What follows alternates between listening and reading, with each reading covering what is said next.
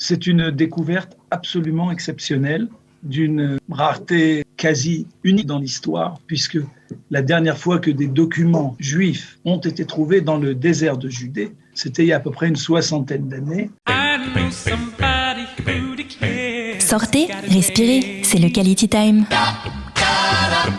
C'est le moment attendu de retrouver notre ami guide qui s'appelle Gilles Pérez, vous le connaissez peut-être, et qui est un professionnel, on va dire, en tout cas un amoureux encore mieux, du désert de Judée. Et ça tombe bien parce qu'il y a eu une trouvaille archéologique qui a été publiée hier dans la presse, dont on voulait parler avec lui ce matin en plein désert de Judée. Gilles Pérez, bonjour.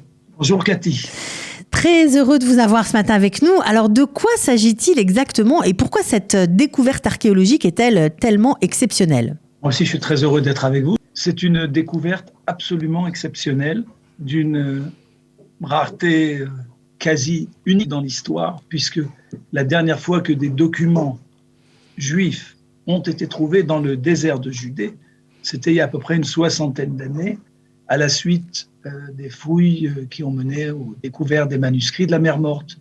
Vous vous rappelez donc de toute cette épopée, le site de Qumran qui était passé sous domination jordanienne, et nous sommes revenus après la guerre des 6 jours dans la région, et ensuite des fouilles ont été entreprises et on a trouvé des documents étonnants par un petit groupe de juifs, certains disent une secte qu'on appelle les Esséniens peut-être, qui ont rédigé une partie d'entre eux. Donc ça c'était il y a 2000 ans. Voilà. Alors, qu'est-ce qu'on a trouvé cette semaine ? Alors, pourquoi on a fouillé d'abord ? D'accord, oui, bien sûr. Pourquoi on a fouillé ? On n'a pas fouillé cette semaine. À vrai dire, depuis que les fouilles se sont terminées il y a une soixantaine d'années, nous assistons à un pillage méthodique, journalier, qui a lieu dans tout le désert de Judée. Pour ceux qui connaissent moins la région, je vous rappelle, c'est la région qui est à l'est de Jérusalem, ce sont les montagnes magnifiques que vous voyez quand vous longez la route de la mer Morte. Okay. Dans ces montagnes, il y a 13 canyons, très très profonds, très difficiles d'accès. Alors quand vous dites canyon, c'est espèce de grosses grottes. C'est ça, c'est les grosses grottes blanches qu'on voit quand on longe la route. Ocre, blanche. Très blanches de ce côté-là, elles sont plutôt brunes, mais néanmoins, ce sont... ça, c'est les grottes faciles d'accès, celles qu'on voit du bord de la route. Mais dans chacun des canyons, il y a des grottes et l'endroit a servi, et c'est ça l'histoire, a servi de refuge aux Juifs qui se sont cachés pendant la deuxième révolte, la révolte de Bar Korba. Donc 132, 135 à l'ère chrétienne, donc c'était après la destruction de Jérusalem, et certains Juifs ont entrepris une guerre très difficile contre l'Empire romain, qui, à ce moment-là, avait tout son temps pour combattre les Juifs. Et cette guerre s'est très mal terminée, puisque, à la fin de cette guerre, les Juifs ont été définitivement, enfin presque pour 2000 ans, ou 1900 ans, chassés de la terre d'Israël. Jérusalem a été détruite, rasée et rebaptisée. L'identité juive de la terre a été effacée. Et voilà que dans le désert, on peut trouver toutes sortes de jolies choses. Une tribu bédouine, la tribu des Tahamré, a fait parler d'elle donc depuis le début du XXe siècle, puisqu'ils avaient découvert les manuscrits.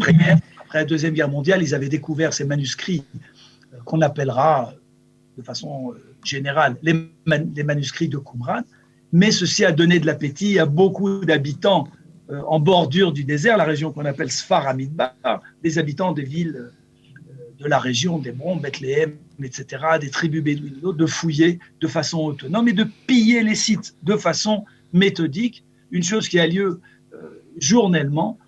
Il y a quelques années, une unité a été formée au service archéologique. À vrai dire, depuis que le numéro 2 du Shin Bet est devenu patron des services archéologiques d'Israël, il a été très sensible à cette affaire à caractère de vol, policier, bien sûr, dramatique. Et donc, cette unité a commencé à poursuivre les voleurs. Et puis, il y a 2 ans, le président des services archéologiques d'Israël, Israël Hassan, a dit « Pourquoi doit-on courir après les voleurs ? Il vaut mieux assécher le terrain. » Ça veut dire fouiller méthodiquement le désert, trouver tout ce qu'il y a à prendre, le mettre dans nos entrepôts, et puis ensuite, on n'a plus de combat à faire. Et c'est ainsi donc qu'a été menée l'expédition. Là, alors, vous nous mettez l'eau à la bouche, on comprend que ça a été une grande affaire, mais qu'est-ce qu'on a trouvé ? Une très grande affaire, parce qu'il a fallu mettre des moyens. Bien sûr. Inutiles. Une des choses les plus étonnantes, c'est peut-être la première fois que je viens à votre micro, Catherine, et je ne peux pas directement dire à nos invités, venez, je vous invite la semaine prochaine c'est pas possible. Sur le site. Il faut des quais, des cordes, il faut faire du rappel, de l'alpinisme, il faut s'assurer, il faut être vraiment en très bonne condition physique, un vertige terrible, il y a des ravins de 350 à 400 mètres, et c'est là-dedans, dans ces grottes, que se sont cachés des Juifs. Alors on a trouvé des traces de leur vie, de leur passage, vraiment. On a retrouvé des traces de leur vie. D'ailleurs, une jeune archéologue israélienne a retrouvé, il y a quelques semaines, ni plus ni moins, la semelle d'une sandale d'un enfant de 12 ans, qui a à peu près l'âge de son fils à elle. Imaginez, et le désert de Judée a cette particularité. Les conditions climatiques qui y règnent sont uniques. On a trouvé, j'ai lu qu'on avait... chaud, et il n'y a pas de putréfaction, pardon ? J'ai lu qu'on avait trouvé aussi la momie d'un enfant. Alors, premièrement, on a retrouvé des textes. Bien sûr. Et là, on a retrouvé des textes bibliques. D'ailleurs, curieusement, des textes bibliques en grec, mais où le nom de Dieu était marqué en hébreu. Ça peut ressembler à peu près à une édition en français de la Bible qu'on achetait chez Colbeau. Exactement. Voilà, en transcription des langues utilisées par les Juifs. Donc, ce document précieux, on a 2 textes qui ont été retrouvés là, en très bon état, un du prophète Zacharie, un du prophète Nahum. Il s'agit des 12 petits prophètes, ce qu'on appelle les petits prophètes.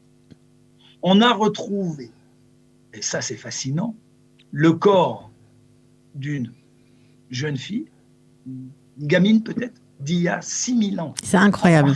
On la voit à l'image, c'est vraiment incroyable. Et la chose la plus étonnante, on a retrouvé le vestige le plus ancien fabriqué par l'homme, connu, de matière organique. Il s'agit d'un panier. Ce panier, un grand panier qui fait presque 1 mètre de circonférence, en très bon état. Et ce panier, d'ailleurs, qui est expertisé par une membre d'une famille prestigieuse, l'archéologue Soukenik, la famille de Yigal Yadin. Soukenik, c'est ceux qui ont fouillé et découvert Masada, entre autres.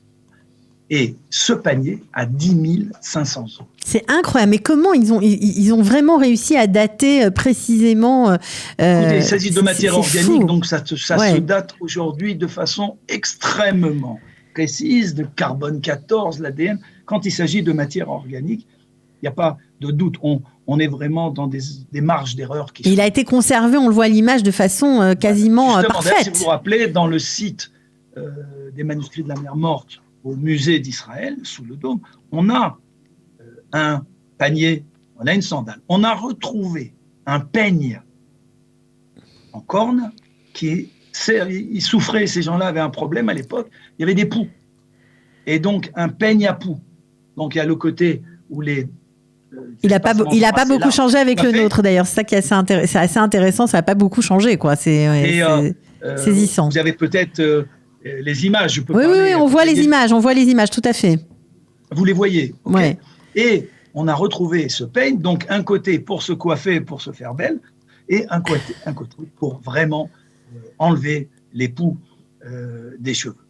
Cette découverte, une des choses qui me fascine le plus, d'abord, je suis content de savoir que les pilleurs de sites ne sont pas toujours aussi compétents et qu'au final, ils nous ont quand même laissé des choses à voir. Des choses sur place. Bien à vrai sûr. dire, ce qui a mis la puce à l'oreille au service de police, donc des départements archéologiques, c'est qu'on a retrouvé sous le marché, soudainement, des nouveaux parchemins qui n'étaient pas connus, qui ont été expertisés comme étant réels et qui ne sont pas des faux. On a retrouvé une douzaine de parchemins de ce type qu'on a réussi à faire revenir au patrimoine de l'humanité. On a trouvé des pièces aussi. Pas seulement du patrimoine du peuple juif. On parle de vestiges humains extrêmement anciens qui nous permettent de mieux comprendre comment l'on vivait. La chose qui m'interpelle personnellement, je l'avoue, et là je vous invite pour une balade en région, c'est comment nos ancêtres qui ont combattu les Romains et qui ont donc dû se cacher dans ces grottes, comment ont-ils accédé à ces endroits-là? Ça, c'est incroyable. On a utilisé cette fois-ci des hélicoptères, des cordes de treuillage, des cordes de rappel, des cordes, l'équipe de sauvetage du désert de Judée qui, chaque année, s'occupe de retrouver des gens perdus. Sauf des gens bien qui sûr. se sont perdus, qui se sont trompés, des gens qui sont tombés. Je ne sais réellement dire comment nos ancêtres, il n'y avait pas les belles chaussures de montagne, il n'y avait pas les beaux...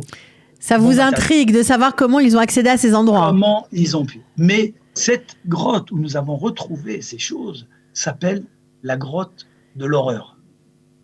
C'est son nom. Ça s'appelle comme ça? Pourquoi? La grotte de l'horreur ou la grotte de la terreur.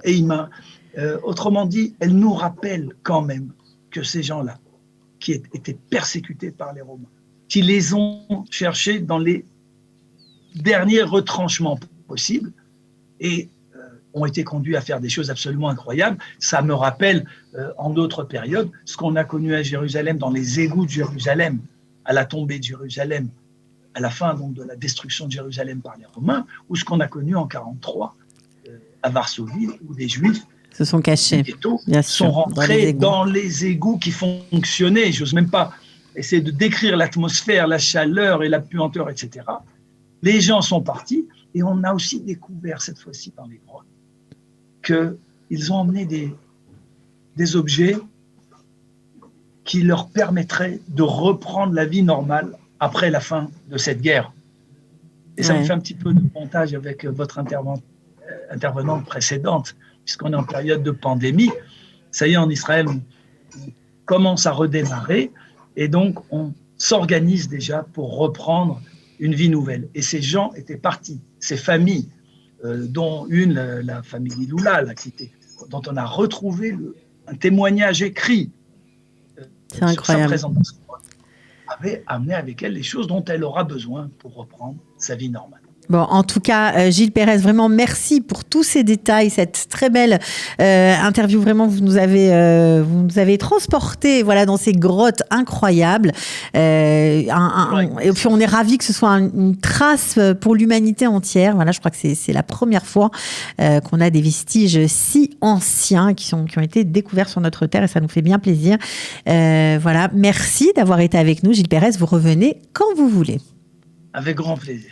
Je vous ramène pour des visites. On n'aura plus à parler de pandémie, on pourra parler visite, tourisme. Voilà, voyage, on pourra profiter du paysage et partir en balade avec vous. C'est toujours extraordinaire d'ailleurs, une balade avec vous. Donc voilà, on essaiera de le faire bientôt. À bientôt, Gilles. Bonne fête de Pâques et de Pessah à tous. Merci. Sortez, respirez, c'est le Quality Time.